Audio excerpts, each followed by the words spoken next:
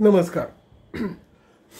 आता आजचा आपला विषय अर्थातच साहजिक आहे की आपल्याला बघायचं आहे की आता ऑप्शन फॉर्म कसा भरायचा. म्हणजे तुमच्यातल्या काही लोकांनी ती सुरुवात केली असेल, त्यामुळे ऑप्शन फॉर्म कसा भरायचा याच्याबद्दलचे काही क्लूज फक्त मी तुम्हाला देणार. तुम्ही तुमच्या ह्याच्यातनं लॉग इन केल्यानंतर सगळ्यात प्रथम तुम्हाला काय दिसेल? तुम्हाला लॉग इन केल्यानंतर सगळ्यात प्रथम तुम्हाला काय दिसेल? तर तुम्हाला असं दिसेल की तुम्हाला कोर्स सिलेक्ट करायचा आहे. कोर्स म्हणजे जी ब्रांच असेल ती, मग तुमची मेकॅनिकल असेल, कम्प्युटर असेल. एक लक्षात ठेवा, त्या सगळ्या ब्रांचेसची जी लिस्ट आहे ती एकदा सगळी नीट पूर्ण वाचा. कारण एकट्या कम्प्युटरमध्येच ब्रांचेसच्या नावांचे त्यांनी एवढे काही खेळ केलेले आहेत, म्हणजे जे तुमच्या सीट मॅट्रिक्समध्ये किंवा कट ऑफच्या लिस्टमध्ये दिसत आहेत. तर तशाने कम्प्युटर इंजिनिअरिंग असेल, कम्प्युटर टेक्नॉलॉजी काही ठिकाणी आहे, त्याच्यानंतर computer engineering with something like artificial intelligence with data science वगैरे असे पण आहेत. तर काही ठिकाणी direct artificial intelligence, machine learning, AI/ML, फक्त डेटा सायन्स असे सगळे कोर्सेस आहेत. त्याप्रमाणे तुम्ही ते एक कोर्स पहिल्यांदा सिलेक्ट करा. एक कोर्स सिलेक्ट केल्यानंतर अर्थात तुम्हाला सिलेक्ट करायची असेल युनिव्हर्सिटी. जे लोक एकेका युनिव्हर्सिटीचेच ऑप्शन्स भरणार आहेत त्यांचं काम इथं खूप सोपं होतं. पण ज्यांना मल्टिपल युनिव्हर्सिटीतली कॉलेजेस किंवा ऑप्शन्स द्यायचे आहेत तर त्यांनी एक युनिव्हर्सिटी सिलेक्ट करावी. तिथे ऑल असा ऑप्शन आहे, पण ऑल ऑप्शन घेतलात तर तुम्हाला खूप मोठी लिस्ट मिळेल आणि त्याच्यामुळे सिलेक्ट करणं आणि चूज करणं खूप त्रासदायक होईल. त्यामुळे युनिव्हर्सिटी तुम्हाला जी पाहिजे ती सिलेक्ट करा. त्याच्यानंतर डिस्ट्रिक्ट मात्र तुम्ही सगळे सिलेक्ट करा, त्याने आपल्याला काय फारसा फरक पडत नाही. पुढे आल्यानंतर ते विचारतात की त्या इन्स्टिट्यूटचा स्टेटस काय आहे. त्या स्टेटसनी आपल्याला काय, म्हणजे काय काय प्रकारचे असतात इन्स्टिट्यूट आपल्याला फरक पडत नाही. ऑल म्हणून टाका. मायनॉरिटी स्टेटसलाही ऑल म्हणा. मायनॉरिटी स्टेटस फक्त तुम्ही एवढं लक्षात ठेवा, जिथं रिलिजियस किंवा लँग्वेज मायनॉरिटी आहे त्या कॉलेजमध्ये रिझर्वेशनच्या सीट नसतात. त्यामुळे तुम्ही जर का रिझर्वेशनमधले कॅन्डिडेट असाल तर तुम्ही मायनॉरिटी स्टेटस ऑल म्हटल्यानंतर तुम्हाला ती मायनॉरिटीची कॉलेजेस दिसणार नाहीत कदाचित, कारण तुमचं स्टेटस काय आहे. पण दिसली किंवा तरी तुम्ही ती सिलेक्ट करू शकणार नाही. फरक पडत नाही, ऑल म्हणलात तरी चालेल. ऑटोनॉमी स्टेटस ऑल म्हणा. आणि TFWSला जर का तुम्ही अप्लाय करणार असाल तरच TFWSला तुम्ही ऑल म्हणा. नाहीतर आपल्याला काय TFWSचे ऑप्शन्स, आपण जर का त्या कॅटेगरीत नसू तर आपल्याला काय TFWSचं काही नको. मग तुम्हाला सगळे दिसतील ऑप्शन्स, म्हणजे त्या ब्रांचचे दिसतील. तुम्ही सिलेक्ट करत जा आणि तुम्ही ते सिलेक्ट केल्यानंतर सगळ्यात शेवटी तुम्हाला ते ॲड करता येतात. लक्षात ठेवा, हे आत्ता सिलेक्शन चाललं आहे, आपली पहिली स्टेप आहे. त्यामुळे सिलेक्ट करून घ्या फक्त.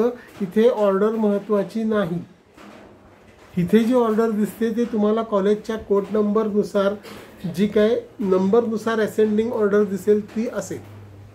असे तुम्ही पहिल्या ब्रांचचे सगळे ॲड केल्यानंतर परत मागे जायचं. त्याच्यानंतर ब्रांच बदलायची. परत मी मगाशी सांगितलं तसं युनिव्हर्सिटी वगैरे बाकी सगळ्या गोष्टी करायच्या. दिसतील ते ऑप्शन्स परत सिलेक्ट करायचे, चूज करून घ्यायचे. हे आपण चूज करत चाललो. असं प्रत्येक ब्रांच करत जा. तसंच एकाच ब्रांचसाठी वेगवेगळ्या युनिव्हर्सिटी स्टेप बाय स्टेप तुम्ही त्या सिलेक्ट करा.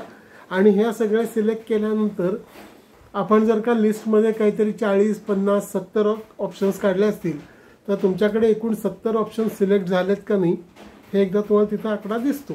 तो दिसला की तुमचं काम झालं असं समजू आपण. त्याच्यानंतर तो म्हणेल की आता याची ऑर्डर लावा.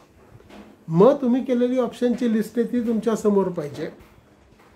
आणि मग त्यात जे पहिल्या नंबरचं कॉलेज असेल, समजा काय COEP कम्प्युटर, तर तुम्ही तिथे जा आणि COEP कम्प्युटरला क्लिक केलात की त्याला 1 नंबर पुढे पडेल.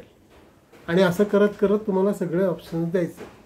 लक्षात ठेवा, युनिव्हर्सिटी सिलेक्ट करताना COEPसाठी COEP पुन्हा युनिव्हर्सिटीत येणार नाही.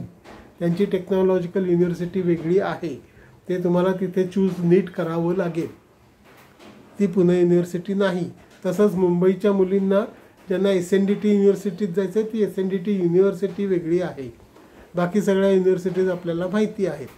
या प्रोसेसमध्ये ऑब्व्हियसली आपल्याला माहिती आहे की कुठलीही प्रायव्हेट युनिव्हर्सिटी नाही. त्यामुळे पहिल्यांदा फक्त सिलेक्ट करायचं. मी म्हणतो त्याप्रमाणे 1-2च युनिव्हर्सिटी असतील तर ब्रांच सिलेक्ट करा. दोन्ही एक युनिव्हर्सिटी मग दुसरी, तिथली कॉलेज सिलेक्ट करा, मग ब्रांच बदला, परत युनिव्हर्सिटी सिलेक्ट करून घ्या. सगळं सिलेक्शन आपल्या आकडा मॅच झाला की त्याच्यानंतर ते सेव्ह करून पुढे जा आणि मग पहिला ऑप्शनला क्लिक करा, तो नंबर 1. मग दुसरा ऑप्शन, आणि हे तुम्हाला परत रिवाईज पण करता येतं, परत पहिल्यापासून सुरू करता येते प्रोसेस. आणि नाहीच तर अगदीच एखादा ऑप्शन जर का चुकला असेल तर तो मूव वरती करा, मूव डाऊन वगैरे असे ऑप्शन्स पण आहेत. पण शक्यतो त्या फंदात पडू नका. सिलेक्ट करताना तुमच्या पुढे जर का तुमची ऑप्शन्सची लिस्ट असेल तर तुम्ही सिलेक्ट केला की एकदा टिक मार्क करा. या टिक मार्कचा अर्थ असा होता की तुमच्याकडनं तो सिलेक्ट झाला आहे. आणि त्याच्यानंतर ऑर्डर लावताना मात्र लिस्ट पाहून ओळीने एक सिलेक्ट करून ती लिस्ट तयार करा आणि मग ती सेव्ह करा. मी असं म्हणत नाही की तुम्ही ती कन्फर्म करा, मी म्हणतोय सेव्ह करून जरा वेळ थांबा, एखादा तासमध्ये जाऊ देत. शांत डोक्याने परत एकदा तुमची ऑप्शन लिस्ट आणि तुम्ही जे भरलेले ऑप्शन्स आहेत तो सिक्वेन्स हा चेक करा. तो कन्फर्म झाला तर मग तुम्ही तो लॉक करू शकता आणि तुमचा ऑप्शन फॉर्म सबमिट होईल. या पद्धतीने तुम्हाला ऑप्शन फॉर्म भरायचा आहे, सिलेक्शन आणि मग ऑर्डर. काहीच जर का तुम्हाला तिथे सुचलं नाही तर मग जसं इतर लोक करतात तसं ब्रांच सिलेक्ट करून तुम्ही ऑल युनिव्हर्सिटीज म्हणू शकता, पण ती लिस्ट खूप मोठी होते. तसं शक्यतो नाही केलं तर बरं होईल.